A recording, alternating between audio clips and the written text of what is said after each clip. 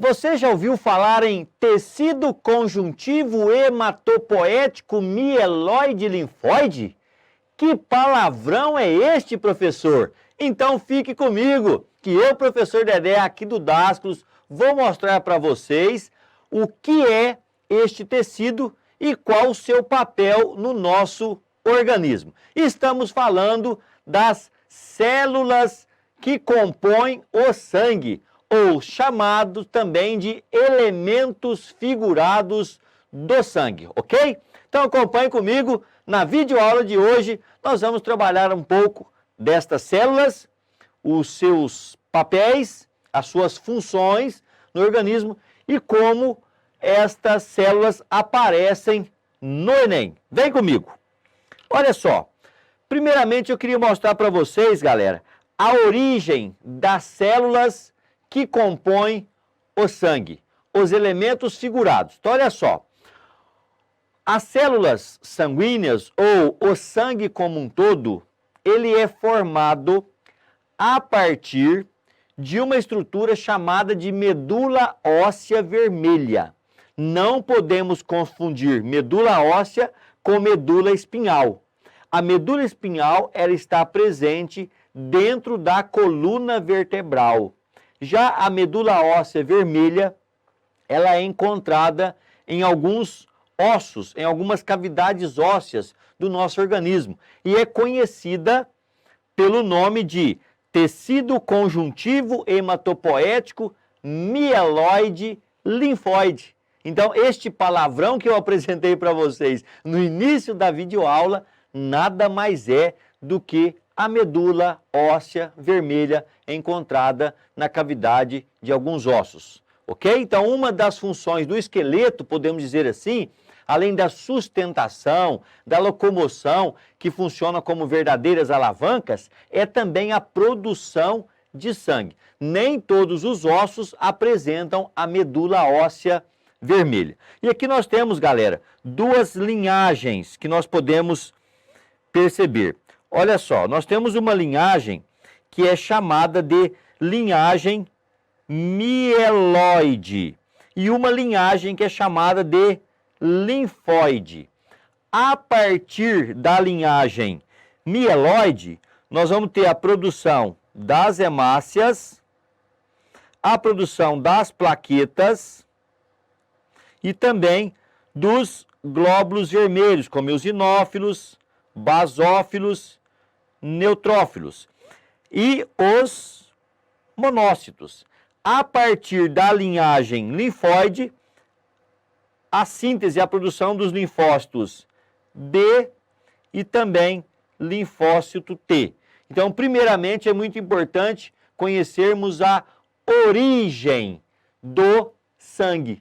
Mais especificamente falando, a origem das células que compõem o sangue, que são os chamados elementos figurados. Quais são eles? Hemácias, os leucócitos e as plaquetas, que não são consideradas células, e sim fragmentos celulares. Vamos agora analisar célula por célula e quais os papéis que estas células desempenham no nosso organismo. Opa, olha que beleza, estamos aí diante das hemácias, ou glóbulos vermelhos, ou também denominados eritrócitos, eritro-vermelho, citocélula, células vermelhas, hemácia, ou eritrócitos, ou glóbulos vermelhos. Professor, primeira importância das hemácias, são células anucleadas. Vantagem e desvantagem. A vantagem da hemácia ser anucleada é que, devido à ausência de núcleo, eu vou complementar, eu vou preencher esse espaço por uma proteína denominada hemoglobina. E a hemoglobina é a proteína responsável pelo transporte dos gases, certo? Então, uma vantagem da hemácia ser anucleada, que eu tenho uma maior concentração de hemoglobina no interior da célula.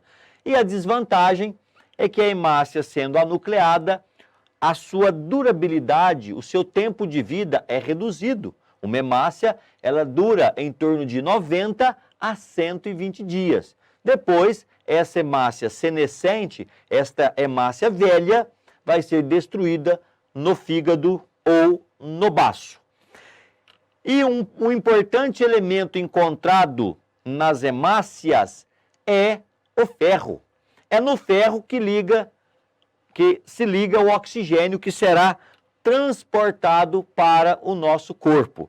Então, o papel da hemácia é transporte de gases respiratórios. Oxigênio, principalmente, mas também nós temos a hemoglobina transportando o gás carbônico, transportando também o monóxido de carbono, apesar de ser tóxico. Algumas vezes nós inalamos esse gás e a hemoglobina faz o transporte também desses gases respiratórios. Ok, pessoal? Então, hemácia faz oxigenação principalmente. Hemácia faz o transporte de gases respiratórios.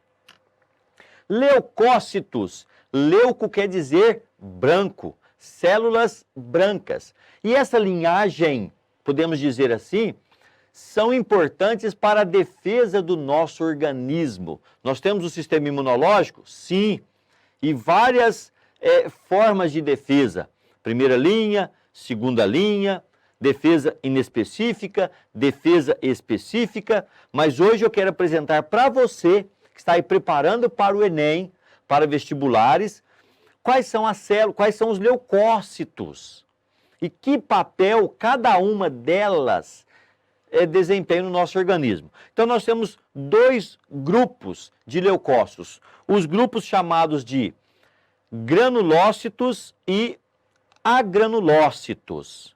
Então nós temos aí os leucócitos como o eosinófilo, o basófilo, o linfócito, o monócito, o neutrófilo, todos são leucócitos. Leucócito para a defesa do nosso organismo.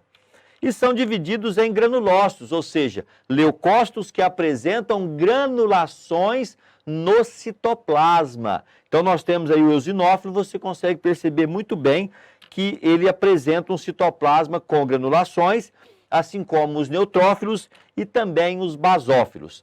Já os monócitos e linfócitos são denominados de leucócitos agranulócitos, sem granulações citoplasmáticas. Todos são leucócitos, porém, eu tenho leucócitos com granulações e leucócitos sem granulações. Beleza, pessoal? Isso mesmo.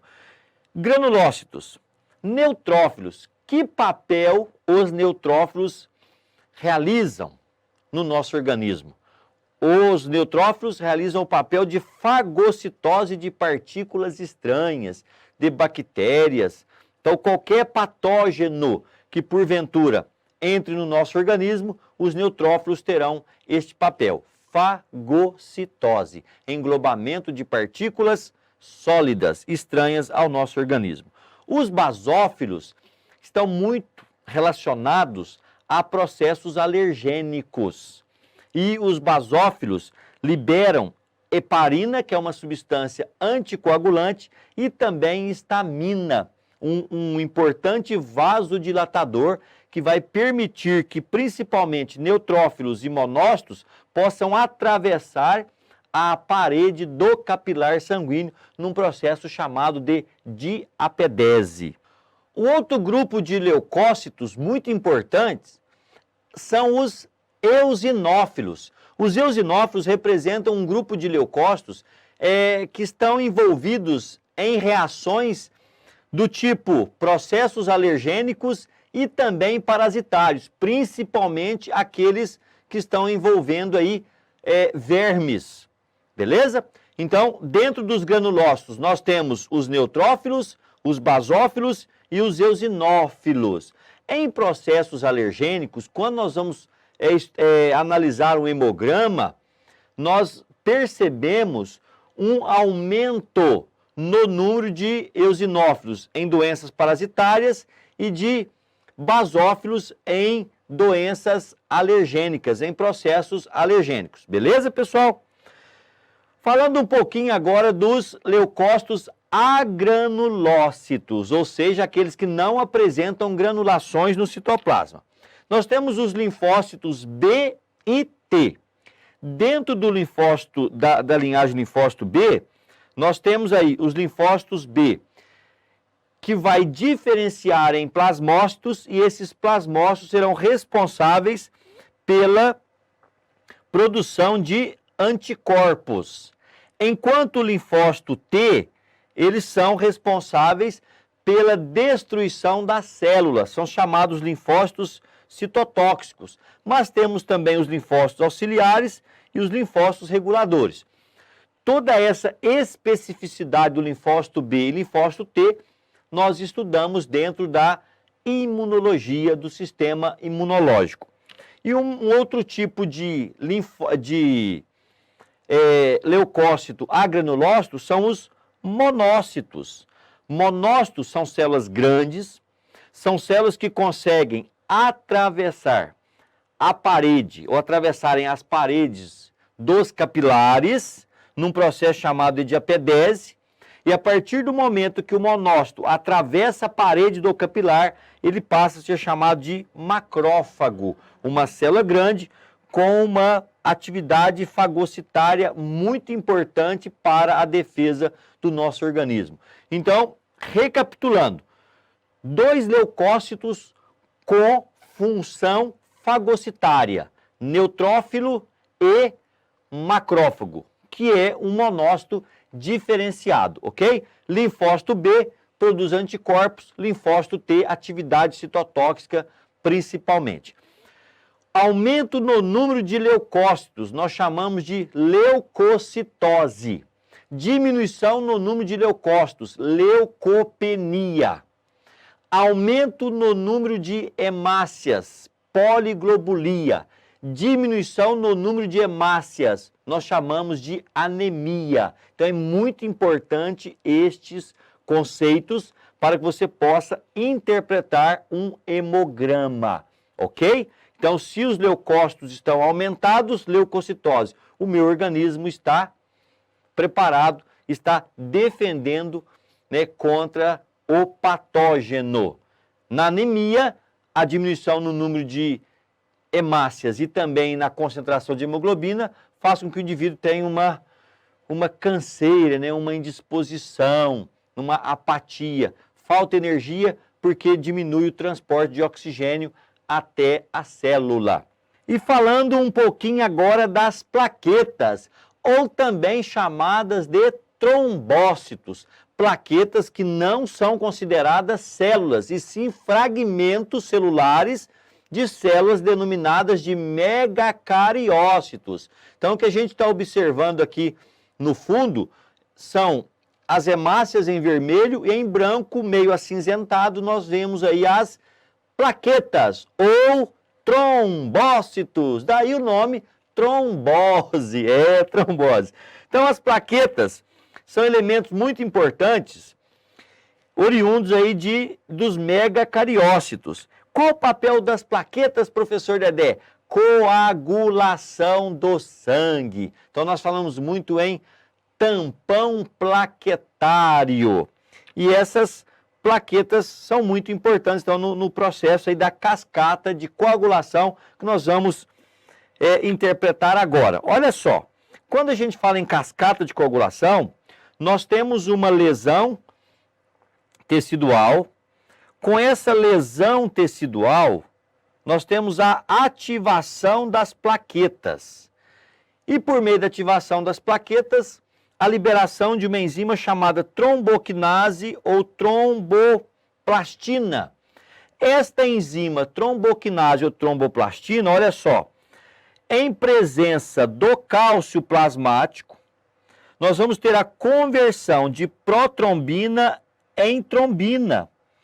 E essa protrombina é uma proteína produzida no fígado em presença da vitamina K. Então, dois elementos fundamentais para que a cascata de coagulação aconteça são cálcio e vitamina K. Por isso que a vitamina K ela é denominada de anti-hemorrágica. Na deficiência de vitamina K, o indivíduo pode ter problemas na coagulação do sangue. Esse indivíduo pode ter uma hemorragia. E a trombina, ela vai converter uma outra proteína plasmática chamada de fibrinogênio em fibrina. A fibrina é uma proteína do grupo das reticulinas. Então elas formam redes e essas redes vão impedir a saída do sangue, formando o popular coágulo. Tromboplastina, quando tem cálcio, faz protrombina, virar trombina, trombina, trombinamia, faz fibrinogênio, virar fibrina. É isso aí, a cascata de coagulação. Pessoal, vamos ver como que isso aparece? Como é cobrado células do sangue no Enem? Então vem comigo. Um paciente deu entrada em um pronto-socorro apresentando os seguintes sintomas: cansaço, dificuldade em respirar e sangramento nasal. O médico solicitou um hemograma ao paciente para definir um diagnóstico. Hemograma é um exame que a gente faz e a gente dosa. Nós fazemos a contagem de hemácias, de leucócitos e de plaquetas.